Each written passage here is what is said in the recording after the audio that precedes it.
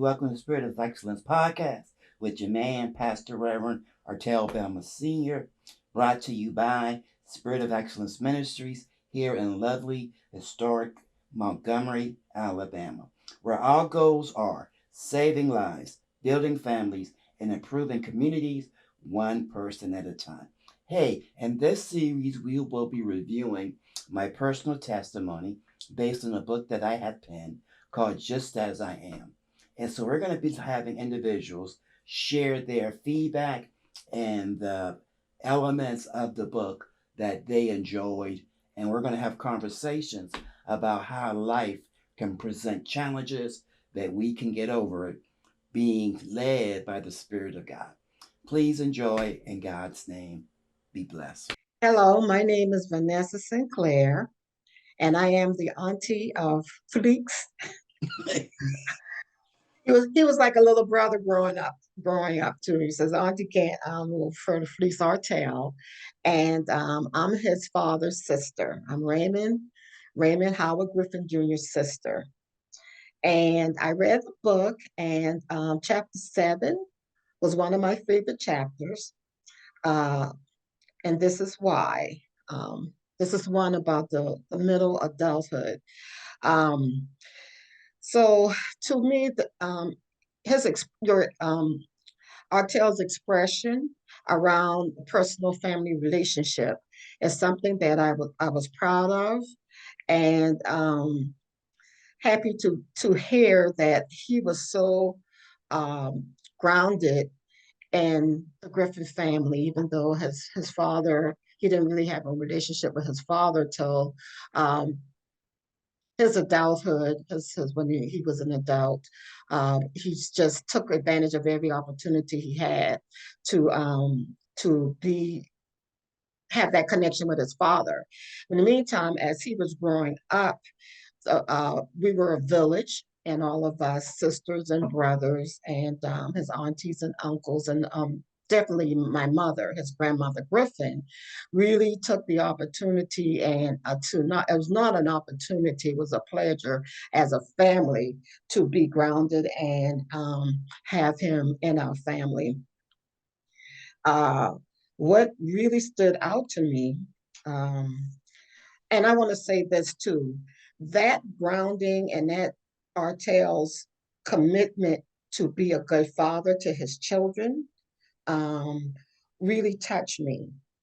You know, the opportunity for him to do with his children, his sons and his daughters, that he was not afforded the opportunity to do really stood out to me, because a lot of times people that could have gone another way. So I was especially happy about that. I was touched. Another thing that touched me was with this chapter is his talking about sharing the stories that my sisters shared with him about the memories of mom, um, her sense of humor. She was always put God first, her wisdom, how she provided and protected for her children and her grand. She would do anything. I've seen it. She'd do anything to help her children, even if it meant um, her not having, because if she had it, she shared it. And I see in reading some, like I say, some of the other chapters are coming to me as I'm reading this. I'm getting off script from what I wrote, but I'm speaking from my heart that Artel has done the same thing to, in his support of his friends, family, children. Um, I I always have um, how he always has strived to be the father that he is. Um, Putting God first, asking, you know, questions and stuff like that. And even as I've grown up now, my mom was such a strong force in my life because my dad died when I was 18 years old. And she was mother and father to me. I've always strived to be like my mom. Even now that she's gone, when things come up, when decisions need to be made, I pull from her strength and I ask, what would mama do? How would mama feel? Because I still want to make her proud. I want to be like my mama when I grow up. So how what how this chapter made me feel again. Precious memories of my mama, the remarks that one of my sisters, Fuller, said to Artel, at Mama, Fuller shared with Artel some remarks my mama made, like, you look like your daddy. And even as we got on this video just now, and Sharon was like, oh, he looked like his daddy. Um, you walk, you stand like him. Mama said you could be stubborn like him. And so you are an extension, definitely an extension of your father. When we see you, we see him. Um, all of your aunties and uncles are so happy that you name your son Raymond. It was just like, oh, so Baba Raymond, aka Raymond, Baba, um, will live on forever as long as you're living, and the memories even after. And your son carrying that name. So we're so proud of that. Um, you are you were given a different name, but definitely, and I guess I'll ask it. You can answer this later. What that effect had on you. You can Mhm. answer that later. But one more thing is that Mama, I was surprised when Mama approved Tony. I did not know that she you brought her to approve of Tony, and you knew from her wisdom and everything. If she approved, that was it. And Tony has always been a really lovely person, bonded with the family, and I'm glad that God put you two together because you were made for each other. Um, Now I'm going to say something that surprised me, and I hope uh, this is okay. Yeah. Um, what surprised me was your struggles you had Hmm. with the side effects of being a diabetic Hmm. and all the stuff you went through, the dialysis and everything. We knew you had struggles. We knew you had um, a lot of setbacks and in the hospital and for weeks and weeks at a time. But what really hit me the hardest was when you had the aneurysm and that led to surgery and removal of your eye. Hmm. I guess I did not realize the extent of what that was, along with other consequences that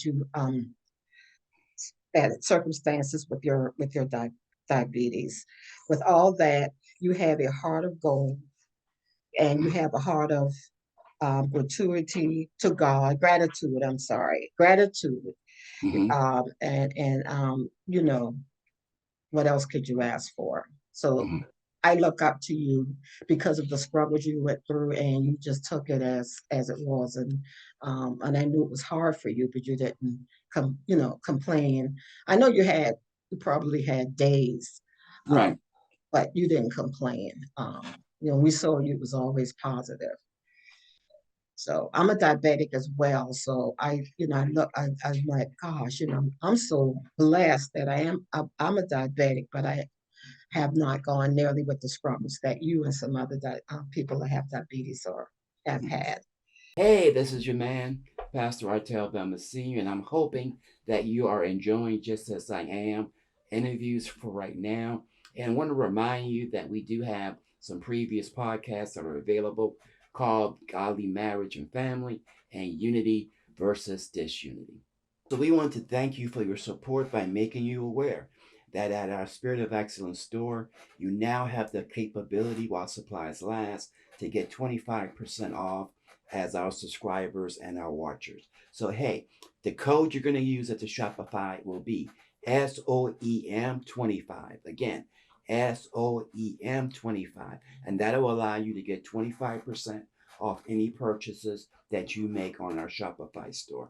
Hey, we want to thank you for supporting Spirit of Excellence Ministries and make you aware that as we close out our first year, we're going to have a great second year. So stick with us, share, subscribe, and be one to help us improve the things of this world by the word of God.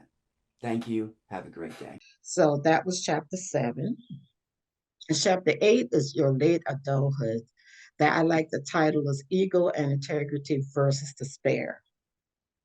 Um, what I like this chapter, you're moving forward. Told out your story and the stuff, but now you're moving forward. So your declaration over the future of your life and your children and grandchildren with attached scriptures. Okay, you made me feel good, spirit, in the spirit that you would speak these things over your descendants and memorialize it forever because it's in this book. So you individually took each child and spoke, decreed and declared the things of their life in detail. So that impressed me. And then I was like, well, it's not a surprise, but because that's who you are. um, and so another and but this is worthy to mention that it explains a clear and detailed manner of your life, your love of God and His Word, despite the challenges that you had, leaving no confusion. I wasn't confused about anything and doubt about your past, present, and future. So you brought it all together. You took your time and you told your story, and then your story didn't stop here. It protruded to the future with your declarations and things with your children. So that's what I got. I didn't have any questions about that. I said, Okay. what a wonderful thing to declare these ahead for your children and the Mhm. years you put on in there too. Why, thank you. So, what was the question you wanted to ask from chapter 7? I think the question that I had, it was that how did you feel? What kept you going through all of this struggles that you were going through? What kept you grounded? Some people would have lost their minds, would have Mhm. just, you know, lost it. What Mhm. kept you going? Okay, so in chapter 7, I'm trying to remember because I don't have the book in front of me.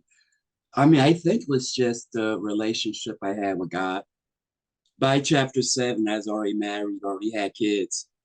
Um, and I think also going back to, Raymond passed away when I was in college, Mhm. right? And I didn't realize how sick I was. And because when I was in the military, I was never diagnosed with diabetes. Mhm. So it was almost as though the activity, the running, the whatever we did, the PT kept it at bay. And it really didn't show up until I came out of the military and got married and just started working, but not doing that full exercise. That it showed that I guess it showed up in my Yeah, blood work and stuff. But it was so I guess it was at bay because of that. And when I changed my exercise and just went back to work and did stuff, I wasn't doing all that other stuff I used to do, but I was yeah, eating like I always ate. So I don't know. But anyway, yeah, that when that started to show up and I started to have these medical things that they said I had it for years, but it just didn't manifest itself. Um, all I could do was pray, if that yeah, makes sense, right? All I could do was, okay, it's already happened. You know, it's almost like finding out you're at stage 4 and you skip stages 1, 2, and 3. mhm, You got to yeah, deal with it, right? yeah, So, I just wanted to live to see my kids. I wanted to see them go to school. I wanted to see them go to high school, and then the enemy would always, put in the back of my head, your dad died young, right? So if yeah, I didn't feed myself with the word, I would have failed for the lie of the mhm, enemy. So, yeah. And I do have one more question that I remembered now that we through that was okay. trying to figure that out. Not having the name Griffin when you were growing up, did that affect you? How did that affect me? Mhm. Um, well, at first, I didn't know better. Um, I used to ask my mom why my name was Bellman and not Gilliard. Yes.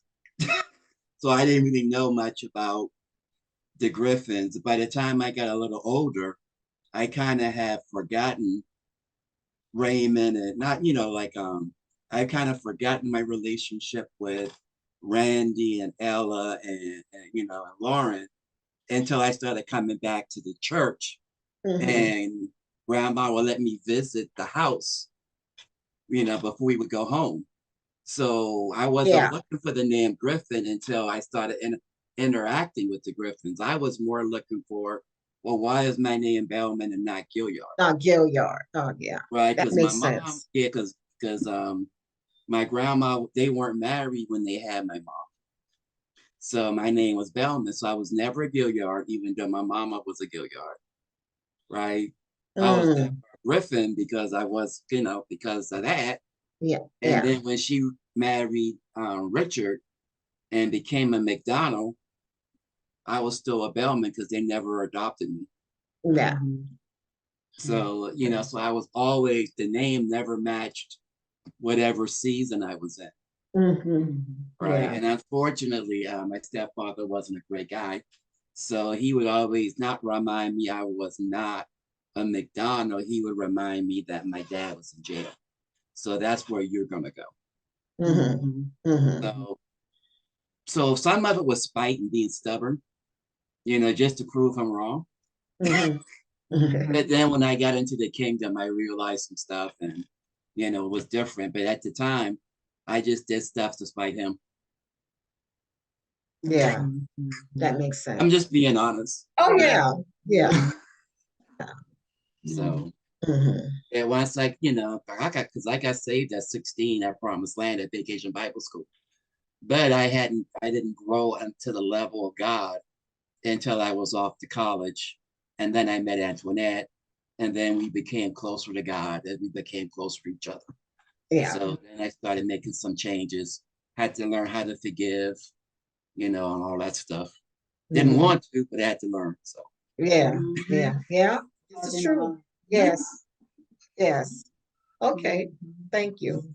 you're more than welcome. Okay. I hope I answered it. I'll have Ray edit it out, make sure it sounds good. And I can say this as a side note, you can edit it out. I don't know why this came to me, but when I was thinking about that, I remember when I was working at the credit union, there was um, um, I had notarized some papers for this lady and her son because he was 18. He wanted to take on his daddy's name. She said, I promise him when he turned 18, if he still want his daddy name, he could do it. And everybody don't think about that. Everybody don't think about that. He wanted his daddy's name, so she got the paper notarized, so his name could be changed to and I'm just throwing this in there as a side note, but I'm like, a lot of people don't think about that. Some people are, I mean, I am who I am, my blood is my blood, no matter what last name I have. But sometimes it's important to people. So To be honest, that never came to my as something that I was like, hey, I should do that, yeah. So, but no, I mean, I think the way I looked at it was by naming my son after my father. Yes. That was my kind of homage to my dad. Yes. If that makes sense, right? Yeah. Yeah. Yes. So yeah. We're all happy about that.